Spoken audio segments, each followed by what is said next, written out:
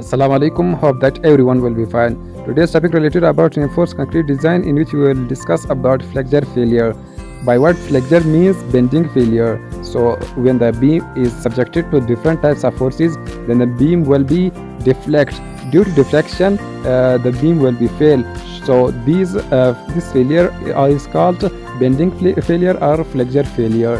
There are three types of failure will occur in any types of beam. So the first one is balance section failure, number 2 is over reinforced section failure, and number 3 is under reinforced section failure. These failure depends on the percentage of steel used in any section of a beam. So these all three types of failure depends on the percentage of steel used in any section. So the first failure is called balance section failure. This means that when the steel and concrete both fails at the same time, means that if we provide exact amount or the required amount or the balanced amount of steel in a beam, then the failure occur in a beam is called balance failure. This means that the strain in steel and the strain in concrete will be equal or will occur at the same level or at the same time. This means that the balance section means both criteria or both ingredients fail at the same time. When the steel fails, then at the same time the concrete also fails. So this type of failure is called balance section failure, and the section is called, and the balance section and the failure at that section is called balance section. So remember this: the section the failure occurred at that section is called balance section. So the number second is over reinforced section. This means that when the concrete steel concrete fails before the steel before the yielding of steel. This means that concrete may fail before, means concrete fails first, then steel fails. So this is very dangerous. Means that when we provide a high percentage of steel in any beam, then the failure occurred is called over reinforced failure.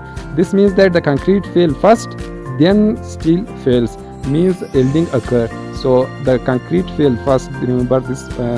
It is due to the high percentage of steel we provided in any cross section of bead. This is very dangerous type of failure. So in every structure we must avoid to provide a high percentage of steel in any cross section. And number 3 is under reinforced section failure. This is the safest failure in any cross section of a beam. So in this, the steel fails, the steel yields before crushing of concrete.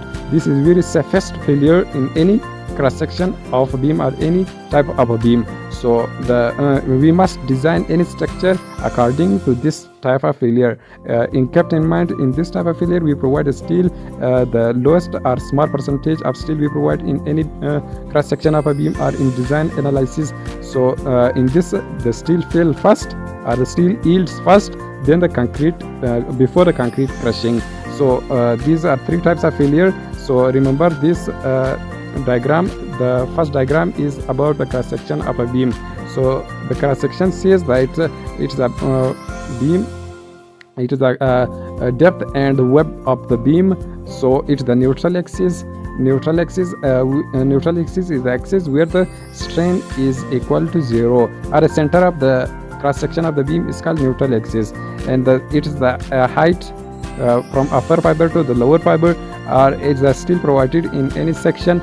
So the center of the steel to the upper fiber, the distance is called effective depth. We normally denote it by D, and the height is denoted by H, and the web is represented by B. So this is the typical cross section of a rectangular or a square rectangular or square beam. So H is the height or depth, D is the effective depth. Remember this. This is the distance from the highest or upper fiber to the center of the steel. So remember this. This is the effective depth. We use BD, means the effective area in calculation. So the other diagram is and this diagram is the strain diagram. We read the assumption of ACI code, which says that the strain occur will be linear, or the plane section before and after bending remain plane. So in this, the strain occur remain plane. So This is the strain diagram of the any type of beam. So balance section means that when the strain of steel and the strain of concrete both are occur at same time. So the strain of steel is represented by epsilon s or ey, and the strain of concrete is represented by EU, which is 0.003. When these both value reach at same time, so the failure occur is called balance failure. And number second is which is denoted by the green the green color. So this diagram is the balance strain diagram or balance failure. Number second is over reinforced, the yellow one. In this, the concrete fail concrete fail first, means this value reaches first, then the yielding of steel starts. Remember, the yielding start at this point. So the yielding is reaches at this point. So this means that the concrete fail first, then the yielding will be start. So the over reinforced is denoted by yellow color. It is very dangerous in any type of designing of a beam. Number third is under reinforced, means that the red one. So the strain in steel occurred first, then the strain in concrete occurred. So this means that this is safest failure. In designing, we will use this type of failure, means we use small percentage of steel. The strain occur in a steel first. This means that the beam will show ductile criteria to the occupancy then during failure. So this show fracture before failure, and the over reinforced does not show any fracture, they collapse suddenly. And the balance is same as over reinforced, and the safest one is under reinforced. Under reinforced show minimum show deflection or any crack when the any structure fails. So in designing, we use under reinforced failure.